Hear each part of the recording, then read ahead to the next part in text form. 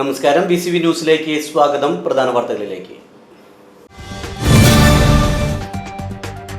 വരവൂർ തളിയിലെ അറവ് മാലിന്യ പ്ലാന്റിനെതിരെ വെള്ളിയാഴ്ച രാത്രി നടന്ന പ്രതിഷേധം നാട്ടുകാരും പോലീസുമായുള്ള സംഘർഷത്തിൽ കലാശിച്ചു. പോലീസ് അകാരണമായി മർദ്ദിച്ചതിൽ പ്രതിഷേധിച്ച് സ്ത്രീകളും കുട്ടികളും ഉൾപ്പെടെയുള്ളവർ പോലീസ് വാഹനത്തിന് മുന്നിൽ കുത്തിരിപ്പ് നടത്തി.